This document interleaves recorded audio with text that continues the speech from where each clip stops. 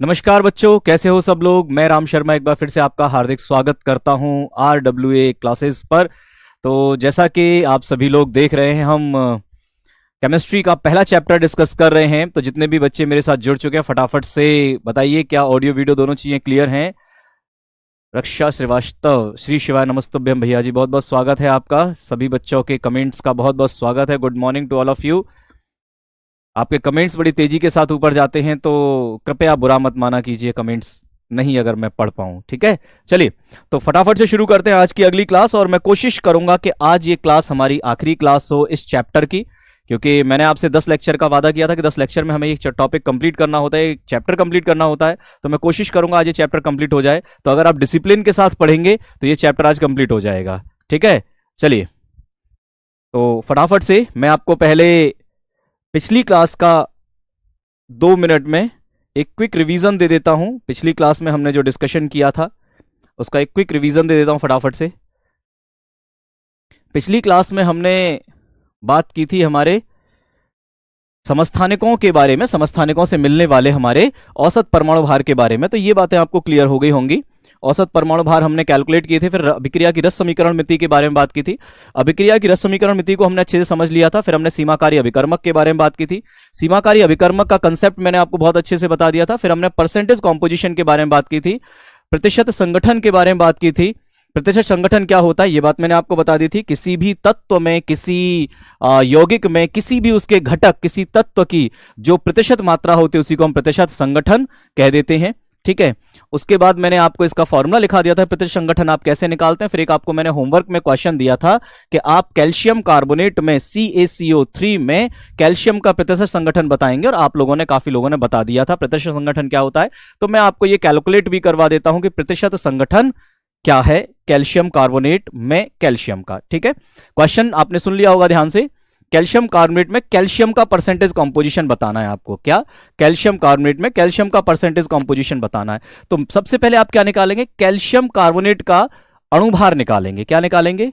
Calcium carbonate का अणुभार। किसका? Calcium carbonate का अणुभार। कैल्शियम कार्बोनेट का अणुभार कितना होता है ये आपको मुंह जबानी याद होगा, हमने बात भी की थी इसके बारे में। इसका होता है 100। कितना होता है? 100 AMU या 100 ग्राम आप लिख सकते हैं, ठीक है। 100 AMU या 100 ग्राम। अब इसमें आपको चाहिए किसका? कैल्शियम का चाहिए। किसका चाहिए? इसमें आपको कैल्शियम का चाहिए। मैंने आपको फॉर्मूला लिखा रखा है, मैंने आपको फॉर्मूला लिखा रखा है कि घटक का प्रतिशत संगठन बराबर घटक का मोलर भार बटे यौगिक का अणुभार।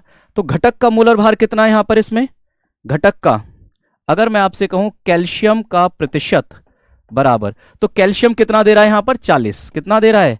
40 ग्राम या 40 AMU लिख दो, दोनों का मतलब एक ही है। आप ग्राम में लिख सकते हो, आप AMU में लिख सकते हो, ठीक है। इसके बाद यौगिक, इसके बाद यौगिक का अणुभार कितना है?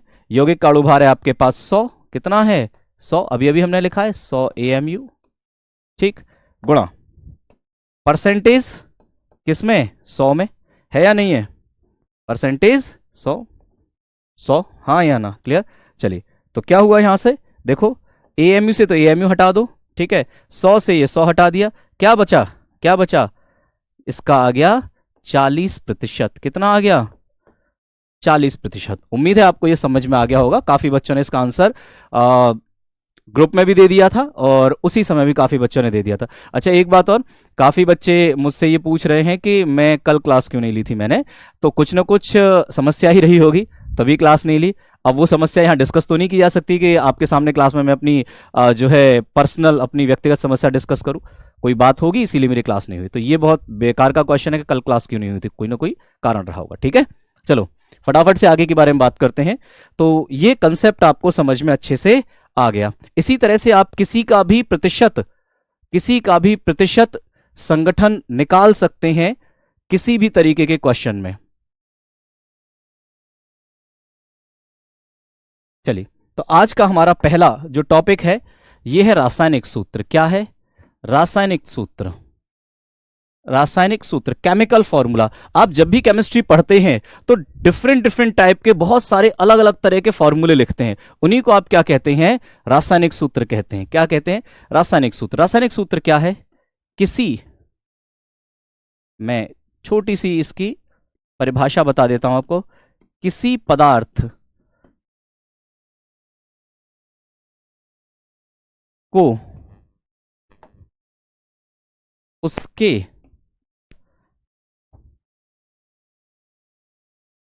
घटकों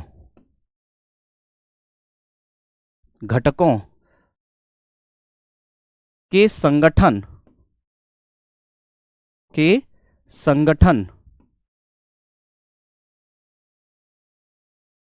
के रूप में, घटकों के संगठन के रूप में प्रदर्शित करना। क्या करना? प्रदर्शित करना रासायनिक सूत्र कहलाता है। क्या कहलाता है? रासायनिक सूत्र कहलाता है। यह सामान्य परिभाषा है, रासायनिक सूत्र कहलाता है। तो रासायनिक सूत्र क्या है?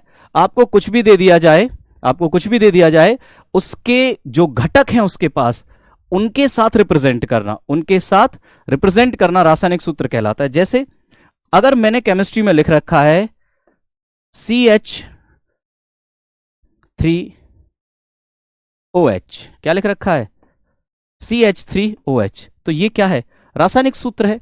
अगर मैंने लिख रखा है C2H5OH, तो ये क्या है? ये रासायनिक सूत्र है। या मैंने लिख रखा है CO2, या मैंने लिख रखा है C6H12O6, कुछ भी आपने कोई भी सूत्र लिख रखा है, तो ये सब क्या है? ये सब रासायनिक सूत्र ही तो हैं। ये सब क्या है? ये सब रासायनिक सूत्र ही तो हैं। अब रासायनिक सूत्र दो तरीके के हैं। क्या है? रासायनिक सूत्र दो तरीके के। ठीक, जब हम रासायनिक सूत्र पढ़ते हैं तो हमारे पास दो तरीके के रासायनिक सूत्र केमिस्ट्री में प्राप्त होते हैं। पहला होता है मूलानुपाती सूत्र, और दूसरा आप केमिस्ट्री में अपने में पढ़ते हैं आणविक सूत्र। क्या पढ़ते हैं? पहला आप पढ़ते हैं मूलानुपाती सूत्र और दूसरा पढ़ते हैं आणविक सूत्र। ये बहुत इंपॉर्टेंट है। ओम ठाकुर, रस समीकरण के क्वेश्चन नहीं हल होते हैं, क्या करें? जो क्वेश्चन आपसे सॉल्व ना हो उस क्वेश्चन को आप टेलीग्राम ग्रुप में भेज दीजिएगा, उसका फोटो मैं आपको सॉल्व करवा दूंगा, ठीक है? और पीयूष पटेल जी, थोड़ा ध्यान से समझोगे तो समझ में आ जाएगा। अभी आपने मुझसे कहा कि आपने पिछले 2-3 दिन की क्लास नहीं करी है, तो ये आपकी जिम्मेदारी है, आपका डिसिप्लिन है कि आप पिछली क्लासेस को पूरा पढ़ो, तब आपको क्लास में समझ में आएगा, ठीक है? अब इसमें मैं अचानक से तो कुछ नहीं कर सकता कि एकदम से आपको छड़ी घुमाऊं और सब कुछ आ जाए दिमाग में। पिछली क्लासेस कंप्लीट करोगे तो आज की क्लास का समझ में आएगा, ठीक है? चलो, मूलानुपाती सूत्र और आणविक सूत्र, इनके बारे में बात करते हैं। मूलानुपाती सूत्र क्या होता है? मूलानुपाती सूत्र क्या होता है? नाम से पता चल रहा है, मूलानुपाती, मूल अनुपात, यानी एक ऐसा सूत्र जो हमारे घटकों के मूल अनुपात को प्रदर्शित करता है। किसे प्रदर्शित करता है? मूल अनुपात को प्रदर्शित करता है, ठीक है? जैसे मैंने लिखा कि ग्लूकोज का सूत्र क्या है? C6H12O6, सब जानते हैं। C6H12O6, ठीक है? C6H12O6, ये ग्लूकोज का सूत्र है, जिसे आप हमेशा से पढ़ते चले आए हो, हमेशा से आपने ग्लूकोज का यही सूत्र पढ़ा है। लेकिन अगर मैं कहूं, क्या इन कार्बन, हाइड्रोजन और ऑक्सीजन को सरल अनुपात में लिखा जा सकता है? क्या इनका और सरल अनुपात बनाया जा सकता है? हां, बनाया जा सकता है, क्योंकि सभी, अगर आप अंक देखें तो कुछ ऐसे हैं कि सरलतम अनुपात में लाए जा सकते हैं। अगर मैं इन्हें 6 से डिवाइड कर दूं, किससे? 6 से डिवाइड कर दूं, 6 से डिवाइड हो जाएगा। यानी अनुपात का मतलब होता है, सरल अनुपात का मतलब होता है कि सबसे छोटी संख्या प्राप्त हो जाए, अनुपात प्राप्त हो जाए, ठीक है? तो क्या होगा? देखो, 6 से डिवाइड किया तो कार्बन 1 रह गया।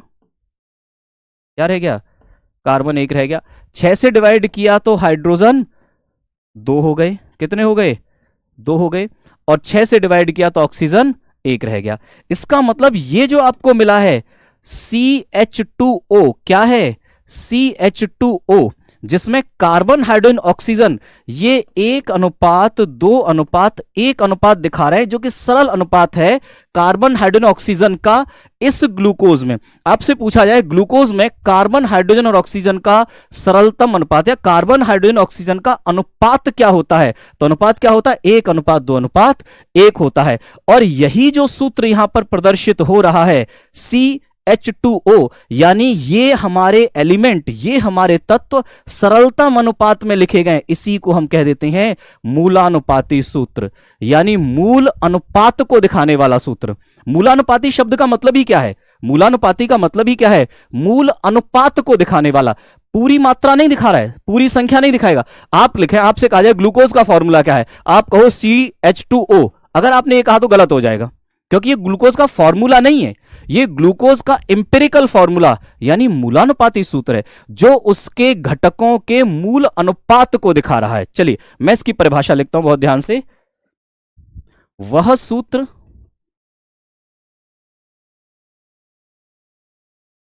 जो किसी यौगिक में उपस्थित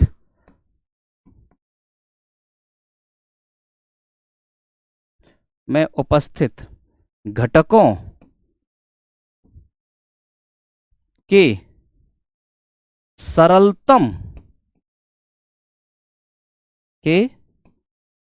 सरलतम अथवा मूल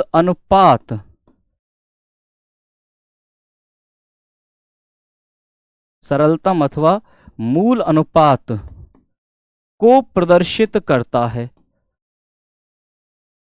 मूल अनुपात को प्रदर्शित करता है,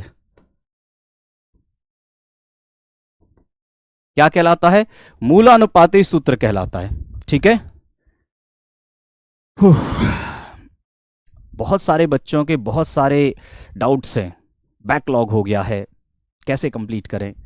बैकलॉग हो गया तो पढ़ाई करो, टाइम ड्यूरेशन बढ़ाओ, जहां आप 2 घंटे पढ़ रहे हो वहां 6 घंटे पढ़ो, बैकलॉग कंप्लीट हो जाएगा। सिंपल सी बात है।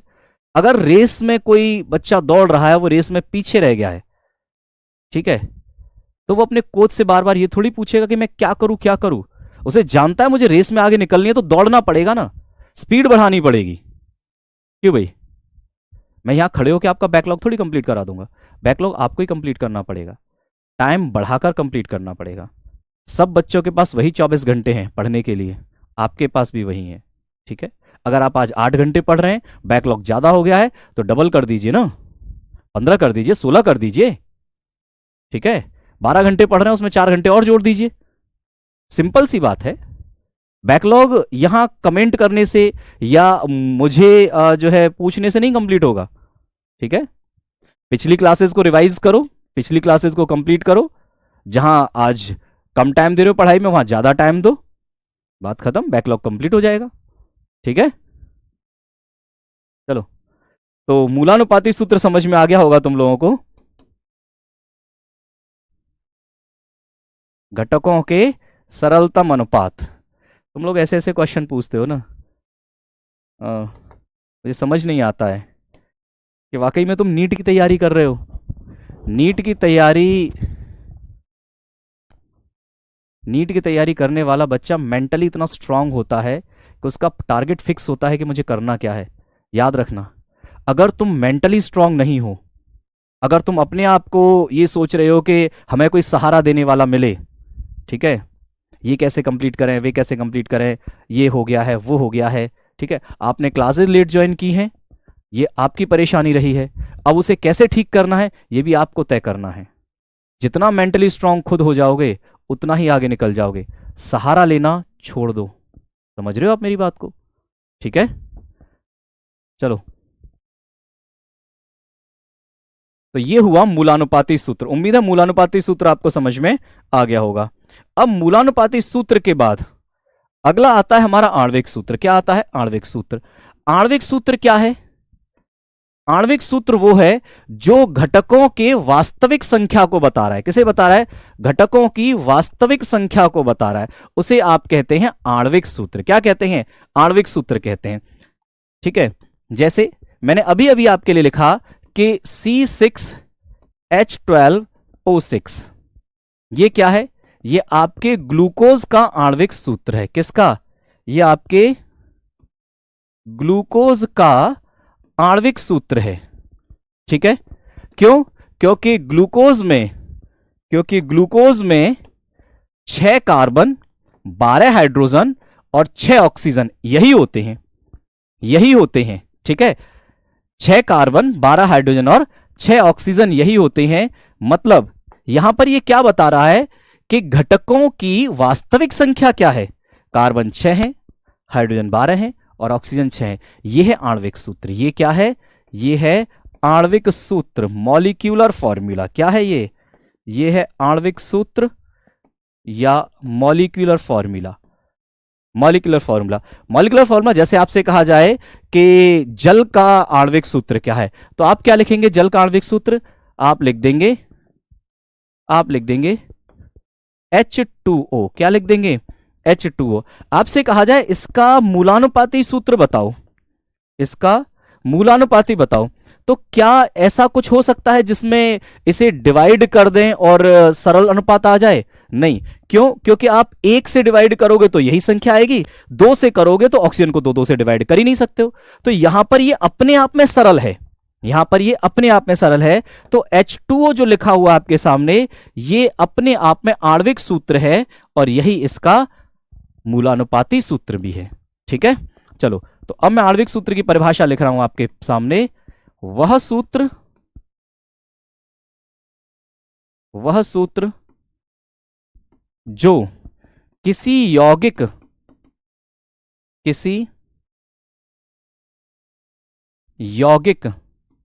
में उपस्थित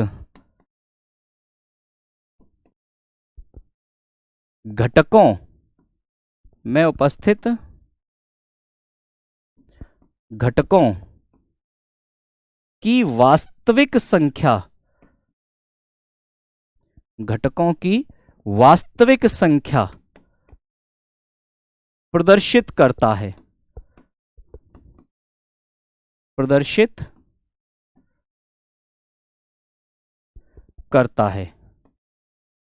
आणविक सूत्र कहलाता है। घटकों की वास्तविक संख्या प्रदर्शित करता है, आणविक सूत्र कहलाता है। क्या कर रहा है ये? घटकों की वास्तविक संख्या प्रदर्शित कर रहा है। क्या कर रहा है? घटकों की वास्तविक संख्या प्रदर्शित कर रहा है। कितने घटक हैं वास्तव में, कितनी संख्या है वास्तविक उनकी, इसे प्रदर्शित कर रहा है। इसे आप कहते हैं आणविक सूत्र। क्लियर? जैसे बहुत सिंपल सी बात, ग्लूकोज का एग्जाम्पल हमारे लिए सबसे आसान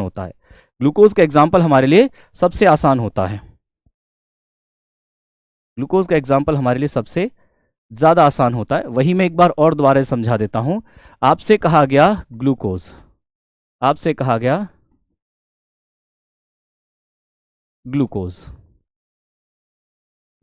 का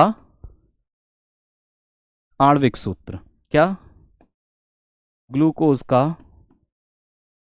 आणविक सूत्र और ग्लूकोज का मूलानुपाती सूत्र। तो ग्लूकोज का आणविक सूत्र आपने क्या लिखा? ग्लूकोज का आणविक सूत्र होता है, मॉलिक्यूलर फॉर्मूला होता है C6H12O6। ठीक। मूलानुपाती सूत्र क्या होता है? मूलानुपाती सूत्र का मतलब सरल अनुपात बना दीजिए। क्या बना दीजिए? सरल अनुपात। सरल अनुपात का मतलब किसी ऐसी संख्या से भाग लगा दो कि सब कट जाए, सब भागित हो जाए, ऐसी छोटी संख्या से भाग लगा दो। तो 6 से अगर तुमने भाग लगा दिया तो सरल अनुपात क्या आ जाएगा? यह आ जाएगा C। 6 से आप भाग लगा रहे हो, किससे भाग लगा रहे हो? 6 से। तो C 1 होगा, हाइड्रोजन 2 हो जाएंगे, और ऑक्सीजन भी 1 हो जाएगा। तो ये हो गया ग्लूकोज का मूलानुपाती सूत्र। उम्मीद है अब आपको बात समझ में आ गई होगी। ठीक है। हाँ प्रशांत सारस्वत जी, कभी कभी मूलानुपाती सूत्र और आणविक सूत्र बराबर भी होते हैं। जैसे किसमें हो सकता है? मूलानुपाती सूत्र और आणविक सूत्र बराबर किसमें हो सकते हैं? H2O में हो सकता है, कार्बन डाइऑक्साइड में हो सकता है, CHCl3 जो कि हमारी क्लोरोफॉर्म होती है, इसमें बराबर हो सकता है। तो ऐसा नहीं है कि मूलानुपाती सूत्र और आणविक सूत्र दोनों अलग अलग ही हो हर किसी के। ठीक है। किसी में का बहुत सारे हमारे यौगिक ऐसे भी हैं जिनमें आणविक सूत्र और मूलानुपाती सूत्र एक जैसे हैं, क्योंकि उनमें सरल अनुपात वही है जो उनका वास्तविक अनुपात है। ठीक है।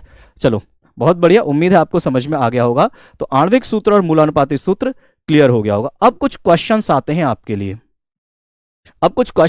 आपके लिए, जहां परसेंटेज से आपको मूलानुपाती सूत्र और आणविक सूत्र निकलवाए जाते हैं कि बताइए इसका मूलानुपाती सूत्र क्या होगा, आणविक सूत्र क्या होगा। तो एक क्वेश्चन है आपके लिए, बहुत ध्यान से देखिएगा।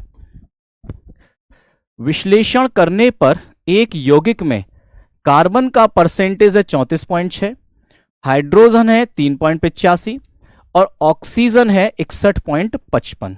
ये 3 चीजें हैं। क्लियर? Carbon, hydrogen, oxygen. आपसे कहा गया इसका मूलानुपाती सूत्र ज्ञात कीजिए। ठीक, बड़ा सिंपल सा क्वेश्चन है। ठीक है, एक क्वेश्चन हम कर लेते हैं, बाकी मैं आपको होमवर्क में दूंगा, आप घर पे ट्राई कीजिएगा। क्वेश्चन बहुत आसानी से हो जाते हैं। ठीक है, तो ध्यान से सुनिएगा। कार्बन, हाइड्रोजन, ऑक्सीजन, इनका परसेंटेज दिया गया है और आपसे पूछा गया है मूलानुपाती सूत्र बताइए। कैसे निकालोगे? इसकी एक टेबल आप बना लेते हो, टेबल से आसानी से निकल के आता है, नहीं तो एक एक करके करोगे तो बहुत लंबा पूरा जो है पेज भर जाएगा, नहीं तो टेबल से बड़ी आसानी से हो जाता है। कैसे? सबसे पहले आप तत्वों के नाम लिख लो, उनके चिन्ह लिख लो, उनके परमाणु द्रव्यमान, कितना परसेंटेज आपको दे रखा है यौगिक में, फिर मूलों की संख्या और सरल संख्या अनुपात आ जाएगा, फिर मूलानुपाती सूत्र आप लिख लेंगे। जैसे तत्वों के कार्बन, हाइड्रोजन, ऑक्सीजन, परमाणु द्रव्यमान कार्बन का कितना होता है? दुनिया जानती है कार्बन का होता है 12। कितना होता है? कार्बन का होता है 12। हाइड्रोजन का कितना है? हाइड्रोजन का है 1। ऑक्सीजन का कितना है? ऑक्सीजन का है 16। परसेंटेज कितनी दे रखी है? परसेंटेज दे रखी है 34.6 कार्बन की। कितनी? 34.6। 34.6। हाइड्रोजन की कितनी दे रखी है? 3.85। कितनी दे रखी है? 3.85। बहुत आसान है निकालना, द्रव्यमान से डिवाइड कर दो, परसेंटेज को परमाणु द्रव्यमान से डिवाइड कर दो। कैसे? मूलों की संख्या मैं लिख देता हूं यहां पे, 34.6 डिवाइड बाई 12। ठीक, 3.85 डिवाइड बाई 1। ठीक, और 61.55 डिवाइड बाई 16।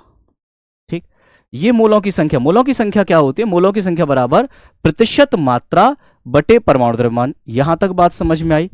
यहां तक बात समझ में? सुप्रिया सिंह कैसे पहचानेंगे? आणविक सूत्र है, मूलानुपाती सूत्र है, आपको पहचानना है ही नहीं, आपको पहचानना ही नहीं है। सबसे बड़ी बात तो यही है, आपको पहचानना ही नहीं है, आपको दिया जाएगा कि ये आणविक है, ये मूलानुपाती है, दिया जाएगा डायरेक्ट, आपको पहचानना ही नहीं है। ठीक है, चलो क्लास रुक के चल रही है, मैं अभी बोल देता हूं सर से। मूलों की संख्या बताइए, मूलों की संख्या कितनी आएगी? कितनी आएगी फटाफट से बताओ? 34.6 डिवाइड बाई 12, 3.85 डिवाइड बाई 1 और 61.5 डिवाइड बाई 16। फटाफट से बताओ। 61.55 सही लिखो, लो 61.55 लो हो गया। और बताओ, फटाफट से बताओ कितना आ रहा है, कितने कितने मोल आ रहे हैं यहां पर, कितने कितने मोल आ रहे हैं? फटाफट बताओ, मैं तुम्हारी क्लास देखता हूं क्यों रुक रही है।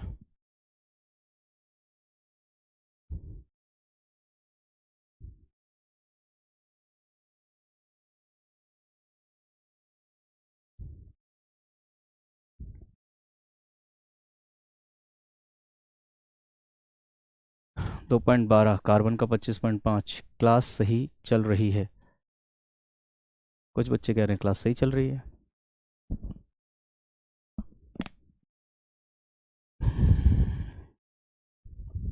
बताओ फटाफट, कैलकुलेशन करो। इतना तो करोगे तुम, इतना भी नहीं करोगे?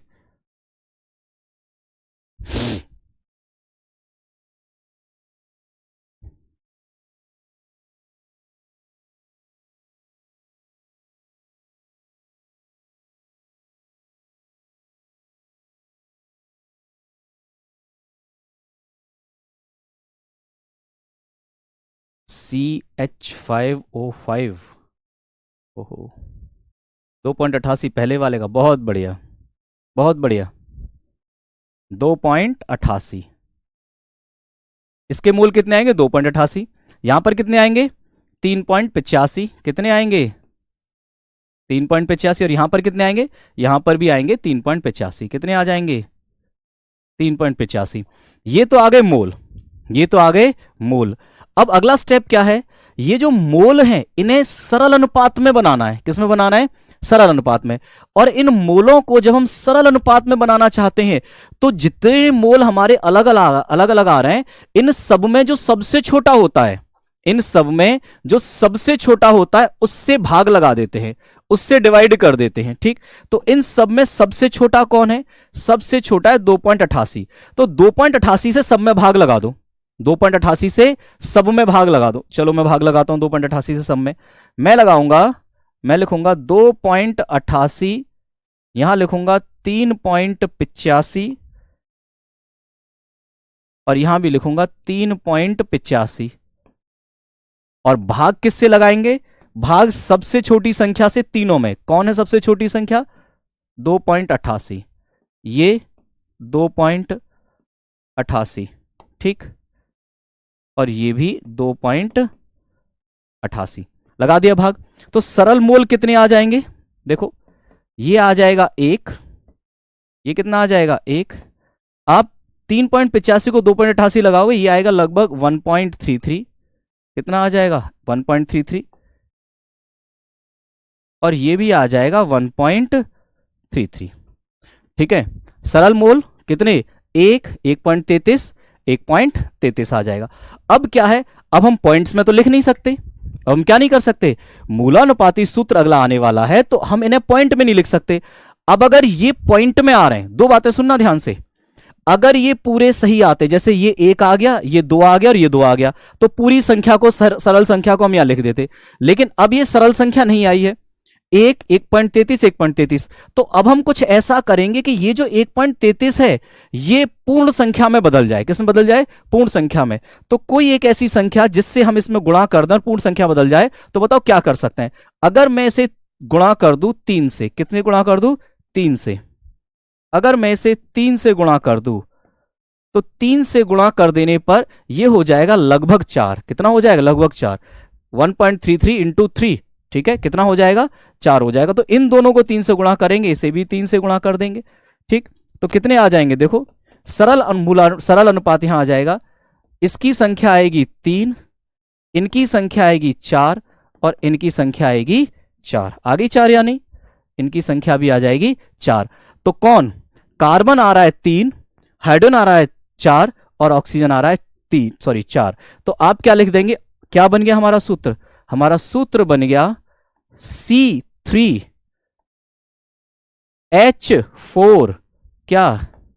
C3H4 और O4। ये बन गया हमारा मूलानुपाती सूत्र। फटाफट से देखो सर, 3 से ही गुणा करेंगे। हाँ बिल्कुल, 3 से ही गुणा करेंगे। बहुत बढ़िया अनुष्का जी। CHO नहीं आया है। ठीक है, बहुत बढ़िया, काफी बच्चों के उत्तर बहुत सही आ रहे हैं। फटाफट से देख लीजिए और बता दीजिए क्या ये क्वेश्चन आपको समझ में आ गया। अगर समझ में आ गया, आपको ये क्वेश्चन होमवर्क में करना है। एक क्वेश्चन ये है आपके लिए, दिस इज, और एक क्वेश्चन ये है आपके लिए, ये भी आपको होमवर्क में करना है। ये 2 क्वेश्चन आपको होमवर्क में करने हैं। ठीक है,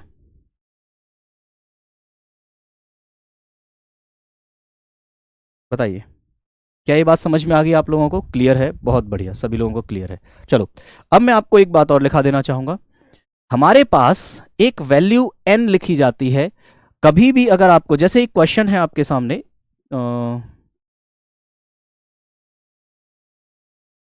ये रहा, ठीक है, इसमें आपसे कह रहा है एक यौगिक में कार्बन इतने परसेंट है, कार्बन इतने परसेंट है, हाइड्रोजन इतने परसेंट है और ऑक्सीजन इतने परसेंट है। यौगिक का आणविक द्रव्यमान 92 है। क्या है? यौगिक का आणविक द्रव्यमान 92 है। तो आप यौगिक का आणविक सूत्र बताएंगे। क्या बताएंगे? यौगिक का आणविक सूत्र बताएंगे। तो जब भी आप यौगिक का आणविक सूत्र लिखते हैं, जब भी आप यौगिक का आणविक सूत्र लिखते हैं, मूलानुपाती सूत्र तो आप निकाल लेंगे जो आपको डेटा दे रखा है उससे। तो आणविक सूत्र बराबर मूलानुपाती सूत्र, मूलानुपाती सूत्र गुणा n। क्या? मूलानुपाती सूत्र गुणा n। ठीक, अब यहां पर ये n क्या है? n क्या है? तो ये जो n है, ये n एक संख्या आपको मिलेगी, और ये n संख्या आप कहां से लाएंगे? n बराबर आप लाएंगे आणविक सूत्र भार।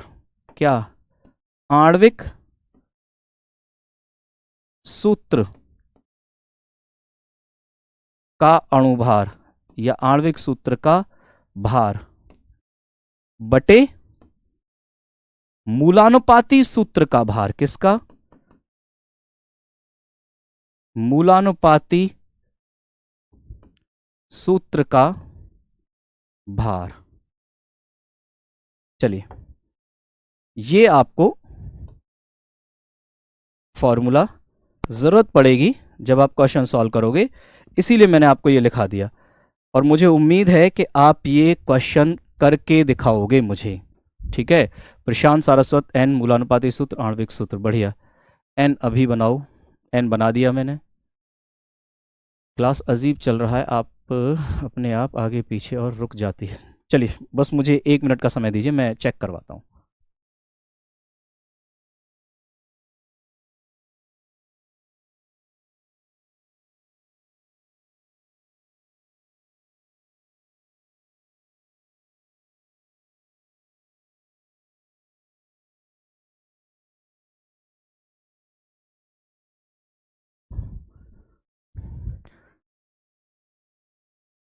थोड़ा सा पेशेंस रखिए सभी बच्चे, सर चेक कर रहे हैं class. Is it okay? Thank you. चलिए, अगला हमारा आज का कंसेप्ट है विलयन की सांद्रता का प्रदर्शन। क्या? विलयन की सांद्रता का प्रदर्शन, representation of concentration of solution. अगर आप कोई विलयन बनाते हैं, लेसन जी हमारा जब कंप्लीट हो जाएगा ना, ये केवल इसी लेसन के बारे में बात नहीं है, लेसन जब हमारा कंप्लीट हो जाएगा, ईच एंड एवरी लेसन, सभी जितने भी चैप्टर हमारे कंप्लीट होते जाएंगे, प्रत्येक चैप्टर के कंप्लीट होने के बाद मैं स्पेशली आप लोगों को पीवाईक्यूज कराऊंगा। स्पेशली आपको पीवाईक्यूज कराऊंगा मैं प्रत्येक चैप्टर कंप्लीट होने के बाद। प्रत्येक चैप्टर कंप्लीट होने के बाद पीवाईक्यूज, एनसीईआरटी एग्जाम्पलर्स, और बहुत स्पेशल क्वेश्चंस जो असर्शन रीजन होते हैं, जो क्वेश्चन बच्चों से सॉल्व नहीं होते ना, जिसमें बच्चे ज्यादातर फंसते हैं। कौन से? असर्शन एंड रीजन, कथन और कारण वाले क्वेश्चन। कौन से? कथन और कारण वाले क्वेश्चन, जिसमें बच्चे सबसे ज्यादा फंसते हैं, परेशान होते हैं। ये सारे मैं कराऊंगा, ये तो आपको कहने की जरूरत नहीं है, तो मेरी जिम्मेदारी है। आपकी जिम्मेदारी केवल एक है भाई, देखो, तुम्हारी पूरी नीट की जिम्मेदारी मैं ले रहा हूं, केमिस्ट्री की अपने सर पे ले रहा हूं। एक एक क्वेश्चन आपकी नीट में वही आएगा जो मैं पढ़ाऊंगा आपको। ठीक है, जिम्मेदारी से कंसेप्ट वही आएगा, क्वेश्चन आगे पीछे बदल जाएंगे, हो जाता है कभी कभी, कंसेप्ट वही आएंगे सारे। ठीक है, लेकिन आपकी जिम्मेदारी क्या है कि जितना पढ़ा दिया जाए उतना आपको रिवीजन करना है, और एक बार नहीं, कम से कम 5-5 बार रिवीजन करना है। ठीक है, रिवीजन नहीं करोगे तो मैं क्या, भगवान जी भी उतर के आ जाएं तुम्हारे लिए तो भी नहीं होगा। ये मैं आपको बता दे रहा हूं, रिवीजन ही सब कुछ है, रिवीजन ही सब कुछ है, रिवीजन ही सब कुछ है, याद रखना, बिना रिवीजन कुछ भी नहीं है। ठीक है, अंशिका यादव धन्यवाद। सुहेल कह रहे हैं वन शॉट भी बनाऊंगा, चैप्टर कंप्लीट होने दीजिए, वन शॉट भी बनाऊंगा। प्रत्येक चैप्टर कंप्लीट होता जाएगा, पीवाईक्यूज, वन शॉट, ये सब आपको कराऊंगा मैं। ठीक है, बस जिम्मेदारी से आप पढ़ते जाओ, बाकी सब मेरे ऊपर छोड़ दो भाई, बाकी क्यों चिंता कर रहे हो, मुझे बहुत अनुभव है। ठीक है, चलो, विलयन की सांद्रता का प्रदर्शन। अब विलयन की सांद्रता का प्रदर्शन क्या है? जब भी आप विलयन बनाते हो, विलयन बनाते हो, अगर मैं आपसे कहूं कि आप विलयन बना रहे हो, क्या बना रहे हो? विलयन। तो विलयन में आप 2 चीजें डालते हो, एक तो होता है आपका विलेय जिसे आप घोल रहे हो, और दूसरा होता है विलायक। क्या होता है? दूसरा होता है विलायक। क्या होता है? एक तो होता है विलेय और दूसरा होता है विलायक। दो चीजों को घोल कर ही तो आप विलयन बनाते हो, ठीक है। जैसे आपके पास पानी है और पानी में आपने चीनी डाली, तो पानी विलेय है, सॉरी विलायक है, और चीनी विलेय है, ठीक है। जो घुल रहा है वो विलेय है, और जो घोल रहा है अपने अंदर वो विलायक है, ठीक है। और दोनों को मिलाकर क्या बन जाता है? दोनों को मिलाकर क्या बन जाता है? दोनों को मिलाकर बन जाता है विलयन। जैसे अगर मैं आपसे कहूं कि आपने बनाया है एक शरबत, है ना, विलयन, और इस विलयन को बनाने के लिए आपने क्या किया है? आपने ली है चीनी, और चीनी को आपने घोला है जल में। किस में? जल में। तो यहां ये जो चीनी है, ये क्या है? ये विलेय है। ये क्या है? विलेय है। और ये जो जल है ये क्या है? ये विलायक है। ये क्या है? विलायक है। विलेय और विलायक मिलकर क्या बना रहे हैं आपके लिए? विलयन बना रहे हैं। क्या बना रहे हैं? विलयन बना रहे हैं। Sir I am crazy after your chemistry teaching. धन्यवाद अनुज। प्लीज मॉलिक्यूलर फॉर्मूला दोबारा। ठीक है, जाते जाते एक बार दोबारा से एक्सप्लेन कर जाऊंगा आप लोगों को, ठीक है। चीनी कम, विलेय, पानी अधिक, विलायक। हाँ, ऐसा भी कह सकते हैं। खुशबू सिंह, पहले दिन पढ़कर पता चल गया था, इस बार केमिस्ट्री चमक जाएगी। बिल्कुल चमक जाएगी, दूर तक जाएगी, ठीक है। चलिए, अब विलयन की सांद्रता का जब हम प्रदर्शन करते हैं तो कौन से आपके लिए विलयन की सांद्रता के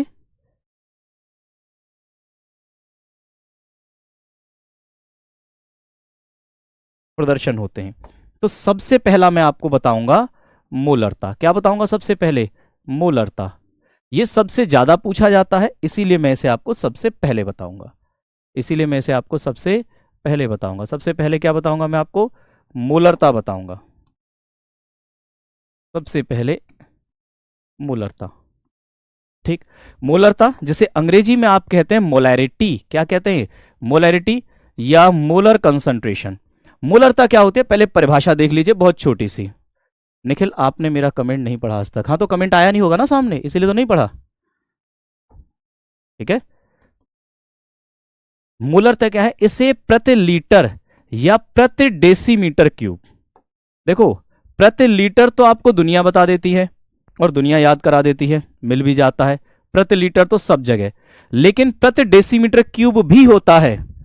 प्रति डेसीमीटर क्यूब भी होता है, ये कई बार आपसे टीचर्स छोड़ देते हैं, नहीं बताते हैं। तो ये प्रति डेसीमीटर क्यूब भी याद रखना। प्रति डेसीमीटर क्यूब और प्रति लीटर एक ही मान होती है, एक ही बात होती है। मैं विलेय के मोलों की संख्या, किसकी संख्या? मोलों की। और किसके? विलेय के। किसके? विलेय के मोलों की संख्या के रूप में, मोलों की संख्या के रूप में परिभाषित किया जाता है, ठीक। यहां तक। अभी इकाई के बारे में मैं नहीं बोल रहा हूं, क्योंकि पहले मैं फॉर्मूला लिखूंगा फिर आपको इकाई बताऊंगा, ठीक। तो इसका मतलब मोलरता क्या लिखी जा सकती है? मोलरता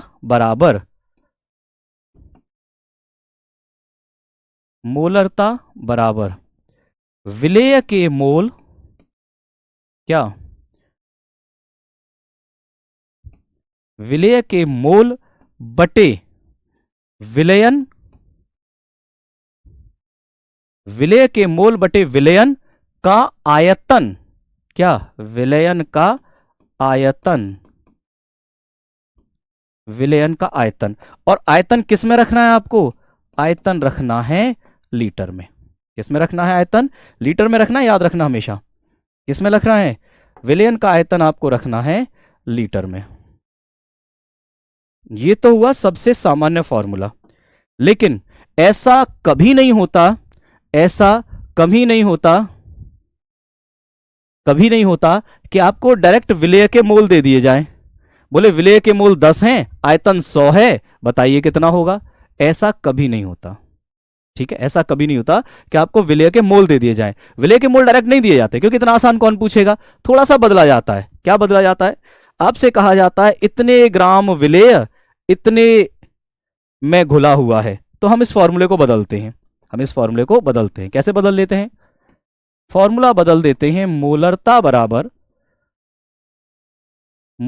बराबर, ठीक, ये जो मोल हैं, आप जानते हैं मोल बराबर दिया गया भार बटे अणुभार, ठीक है, या दिया गया भार बटे परमाणु भार होता है, ठीक है। तो मैं क्या लिख सकता हूं?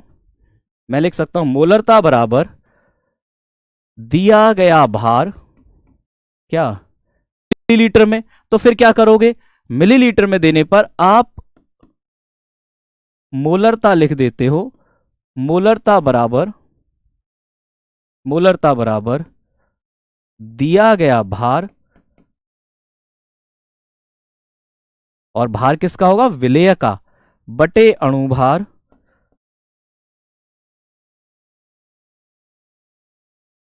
गुणा आयतन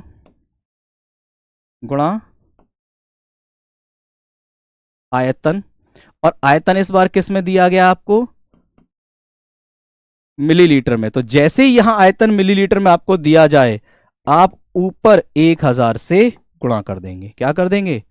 आप ऊपर 1000 से गुणा कर देंगे। तो ये फॉर्मूला आपका फाइनल फॉर्मूला बन जाता है मोलरता का फाइनल फॉर्मूला, दिया गया भार किसका? विलेय का, बटे अणुभार गुणा आयतन मिलीलीटर में, तो ऊपर 1000 का गुणा।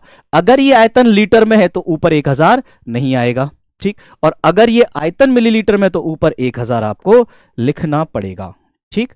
तब आप इस फॉर्मूले को इस्तेमाल कर पाओगे। अब इस फॉर्मूले को मैं सिंबलिक फॉर्म में लिख देता हूं।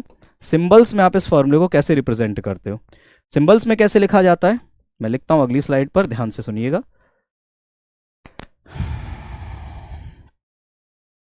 मैंने लिखा मोलरता, मोलैरिटी। मोलरता को आप कैपिटल एम से लिखते हो। मोलरता बराबर दिया गया भार weight upon molecular weight MW से लिखते हो, इनटू वॉल्यूम किसमें? मिलीलीटर में, और ऊपर कर दिया 1000 से गुणा। तो ये हो गया आपकी मोलरता का सूत्र। क्या हो गया? ये हो गया मोलरता का सूत्र। This is the formula of molarity. उम्मीद है आपको ये फॉर्मूला समझ में आ गया होगा। अब बात आती है इसके इकाई की, मात्रक की। तो मात्रक मैंने आपको यहां पहले लिखकर दे दिया है। मोलरता की इकाई मोल प्रति लीटर, क्या? मोल प्रति लीटर, ठीक, या मोल डेसीमीटर -3 हो सकती है, ठीक है। मोल प्रति लीटर ये तो सब जगह मिल जाती है आपको। याद कौन सी वाली रखनी है? Mole into decimetre -3, decimetre cube, ठीक है, ऊपर आ जाएगा तो -3 बन जाएगा। ये आपको ज्यादा याद रखनी है, ये वाली आपको ज्यादा याद रखनी है, क्योंकि ये आपको ज्यादा पूछी जाएगी, ठीक। तो अगर मैं इसका मात्रक लिखूं यहां पर, अगर मैं इसका मात्रक लिखूं, कई बार क्वेश्चन आपको केवल डायरेक्ट मात्रक से आ जाता है, तो मात्रक हो जाएगा मोल प्रति लीटर। क्या हो जाएगा? मोल प्रति लीटर या मोल अपॉन डेसीमीटर क्यूब, या और क्या लिख सकते हो? मोल इंटू डेसीमीटर -3, ठीक। उम्मीद है अब आपको ये बात समझ में आ गई होगी बहुत अच्छे से। ये वाली आपको ज्यादा याद रखनी है।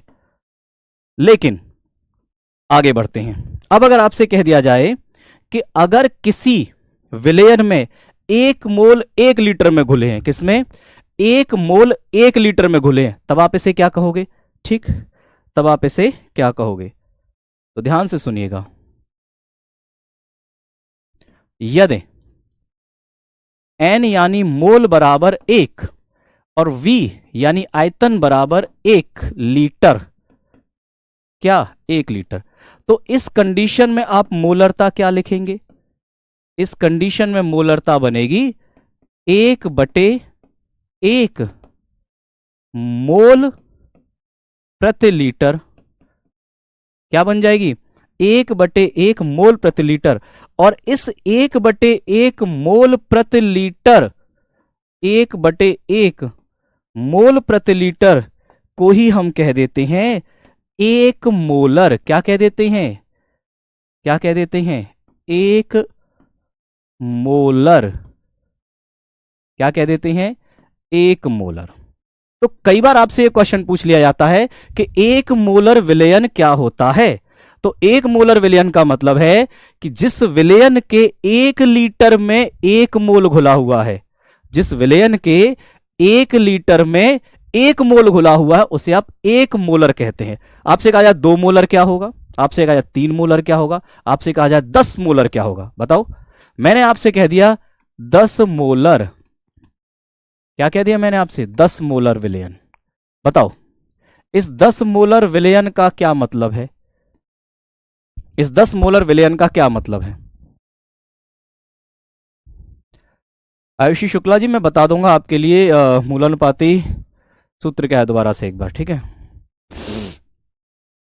मोलैरिटी इक्वेशन नहीं, मोलैरिटी क्वेश्चंस कराऊंगा, molarity questions. Nikhil so best teacher, thank you Nikhil. बताओ 10 मोलर विलयन का क्या मतलब है। मैंने आपके सामने लिखा है 10 मोलर, तो 10 मोलर विलयन का क्या मतलब है। विकुल जी मैंने यहां पे दिखवा दिया है, यहां से क्लास बिल्कुल परफेक्ट चल रही है, आप अपना एक बार इंटरनेट कनेक्शन चेक कीजिए। यहां से क्लास बिल्कुल परफेक्ट चल रही है, एकदम फर्स्ट क्लास क्लास जा रही है। 1 लीटर विलयन में 10 मोल, काजल यादव बहुत बढ़िया। 10 मोलर का मतलब क्या है, 10 मोलर का मतलब है 1 लीटर विलयन में कितने मोल, 10 मोल। हाँ या ना, 1 लीटर विलयन में कितने मोल, 10 मोल, बहुत बढ़िया। चलो अब इसी तरह से आपको एग्जाम में डायरेक्ट नाम दे दिया जाता है, ये नहीं कहा जाता है कई बार, ये नहीं कहा जाता है कई बार कि इतने मोल उपस्थित हैं, आपको नाम दे दिया जाता है। जैसे अगर लिखा हुआ है 1m तो इसका मतलब क्या है, मोलैरिटी 1, और इसे आप कहते हैं मोलर सोल्यूशन। क्या कहते हैं, मोलर सोल्यूशन। आपको डायरेक्ट कहा जाता है कि मोलर सोल्यूशन है, ठीक। दूसरा, अगर मोलैरिटी है आधी 0.5m तो मोलैरिटी कितनी हो जाएगी, 1.2, ठीक है। अगर मोल आधे हैं तो इसे आप कहते हैं सेमी मोलर। क्या कहते हैं इसे आप, सेमी मोलर सोल्यूशन। सेमी मतलब आधा, सेमी मोलर सोल्यूशन, सेमी मतलब आधा।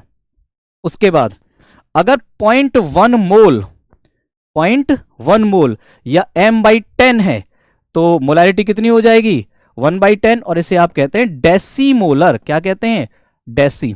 डेसी का मतलब होता है 1/10। फैजल खान सर मैं बहुत देर से ट्राई कर रहा हूँ, क्लास कर लिया, एरर लिखा आ रहा है एप्लीकेशन के अंदर, क्यों। फैजल खान जी आप सीधे सीधे एकेडमी का जो आपके पास हेल्पलाइन नंबर होगा वहां कांटेक्ट कर लीजिए, ठीक है। गुंजन धन्यवाद। अगर लिखा हुआ है 0.01 मोलर या 1/100, मोलैरिटी कितनी हो गई इसकी, 1/100, इसे आप बोलते हैं सेंटीमोलर। क्या बोलते हैं, सेंटीमोलर। क्या बोलते हैं, सेंटीमोलर सॉल्यूशन। ये हिंदी में नहीं है, ये ऐसे ही हैं, ये गणित के टर्म हैं, ये गणित के शब्द हैं, सेमी, डेसी, सेंटी, ठीक है, ये गणित के शब्द हैं। उपेंद्र शर्मा इनकी हिंदी नहीं करोगे, और ना ये हिंदी में आते हैं, ये ऐसे ही आते हैं, ऐसे ही पढ़ने, ऐसे ही याद करने, ठीक। अगर लिखा हुआ है 0.001m या m/1000 तो मोलैरिटी कितनी हो गई, 1/1000, और इसे आप कहते हैं मिली मोलर। क्या कहते हैं, मिली मोलर। क्या कहते हैं, मिली मोलर। इनकी हिंदी मत ढूंढना, मैं वापस से बोल रहा हूं, ठीक है। जैसे कि अगर मैं आपसे पूछूं कि किलो लिखा हुआ है, किलो लिखा हुआ है, किलो की हिंदी बताओ, किलो की हिंदी पूछी है आपने कभी। ऐसी कोई बात नहीं, आप अब क्लास अटेंड कर लीजिए। पिंकी यादव धन्यवाद। किलो की हिंदी क्या है, तो किलो की कोई हिंदी नहीं है, किलो को हिंदी में बस इतना किलो लिख दोगे तुम, यही तो कर सकते हो, है ना, यही तो कर सकते हो किलो को। किलो की कोई हिंदी होती है, या मैं आपसे कहूं सेंटीमीटर की हिंदी बताओ, सेंटीमीटर की, तो सेंटी तो सेंटी है ना, आप कह रहे हो सेंटी की हिंदी बता दो, तो सेंटी है ना, सेंटी की क्या हिंदी बताऊं, वो तो गणित का टर्म है। स्नेहा पाल, आप केमिस्ट्री के, स्नेहा पाल इतनी ऊंचाई पे मत बैठाओ, इंसान है, इंसान ही रहने दो, ठीक है। चलो मिली, आप कहते हो ना मिलीमीटर, मिलीमीटर को हिंदी में पढ़ा है कभी तुमने कि मिलीमीटर को हिंदी में बताओ सर, मिलीमीटर हिंदी में क्या होता है? तो मिली गणित का टर्म है, गणित का मान है, मानक है, ठीक है। मिली का मतलब क्या होता है? 1/1000, सेंटी का मतलब 1/100, डेसी का मतलब 1/10, सेमी का मतलब 1/2 और मोलर सिंगल मोनो, ठीक है।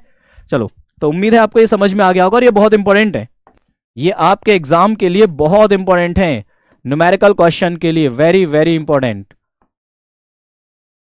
आपको डायरेक्ट कहा जाएगा डेसी मोलर सॉल्यूशन है, ठीक है। You are the bestest then ना सर, नहीं ऐसा मत बोलो भाई, ठीक है।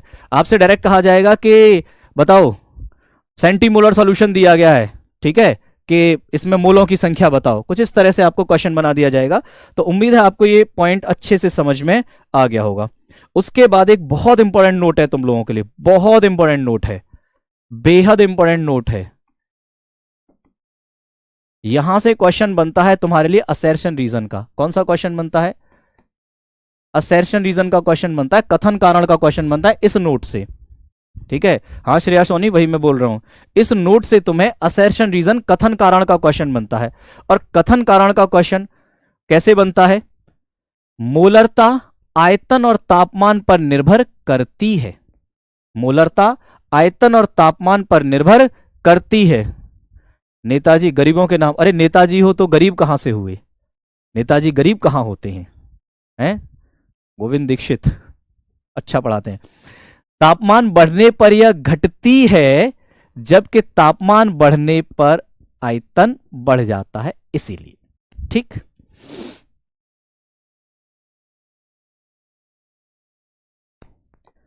ये पॉइंट आज के इस मोलरता का गोल्डन पॉइंट है तुम्हारे लिए। क्या है?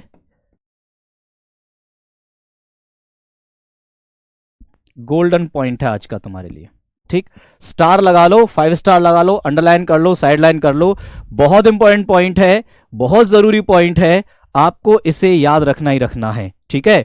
हमारी जो मोलरता होती है ये आयतन पर और तापमान पर निर्भर करती है। अगर आप तापमान बढ़ाओगे तो मोलरता घट जाएगी, तापमान बढ़ाओगे तो मोलरता घट जाएगी, क्योंकि तापमान बढ़ाने पर आयतन बढ़ जाता है, तापमान बढ़ाने पर आयतन बढ़ जाता है। तो इसीलिए आयतन अगर बढ़ गया, देखो यहां पर आयतन है, अगर आयतन बढ़ जाएगा तो मोलरता घट जाएगी, क्योंकि मोलरता आयतन के इनवर्स में है, मोलरता आयतन के व्युत्क्रम में है। तो आयतन बढ़ जाएगा, तापमान बढ़ जाएगा तो आयतन बढ़ जाएगा और मोलरता घट जाएगी। उम्मीद है अब आपको अच्छे से मोलरता समझ में आ गई होगी। तो ये मोलरता खत्म होती है। अब एक होमवर्क और है आप लोगों के लिए, मैं एक होमवर्क और आपको देकर जाऊंगा। मोलरता के प्रश्न आपको करने हैं, मोलरता के प्रश्न, कम से कम 3 क्वेश्चन आपको कर लेने हैं। ये आपका होमवर्क है, मोलरता के कम से कम 3 क्वेश्चंस आपको घर से करने हैं, क्योंकि आज मेरा समय खत्म हो रहा है तो अब क्वेश्चंस नहीं करवा पाऊंगा यहाँ पे, ठीक है। तो 2 मिनट आपको रिवाइज भी कराना है मुझे। आज के लेक्चर को फटाफट से रिवाइज कर लेते हैं, क्या क्या पढ़ा आज हमने और कैसे कैसे पढ़ा।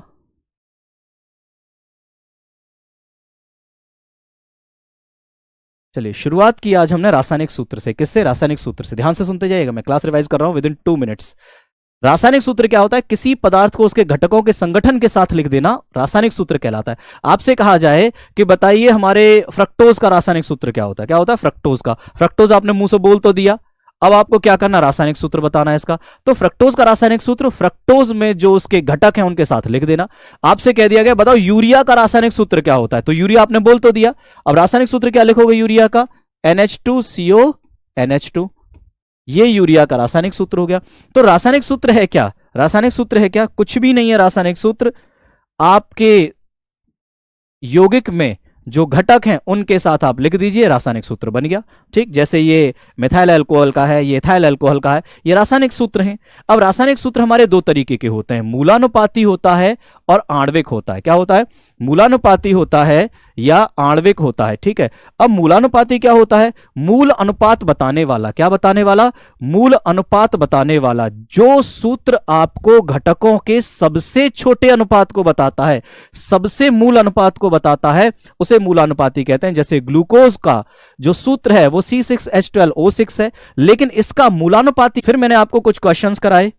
ठीक है, जैसे कि एक क्वेश्चन मैंने आपको कराया कि आप किस तरह से मूलानुपाती सूत्र बता सकते हैं, तो ये क्वेश्चन आप फटाफट से घर पे एक बार रिवाइज कर लीजिएगा, आपको समझ में आ जाएगा। ठीक है, उसके बाद मैंने आपको 2 क्वेश्चन घर के लिए दिए हैं, ये आपके होमवर्क के क्वेश्चन है। ये 2 क्वेश्चन आपको होमवर्क में करने और मुझे आपको इसका आंसर आप मुझे बताएंगे। फिर आणविक सूत्र बराबर मूलानुपाती सूत्र गुणा n होता है। कई बार आपको क्या दिया जाता है? आणविक सूत्र निकलवाया जाता है कि बताइए आणविक सूत्र क्या होगा, तो मूलानुपाती सूत्र आपको बता दिया मैंने कैसे निकालना है, उसमें n का गुणा कर दोगे तो आणविक सूत्र आ जाएगा। अब ये n क्या होता है?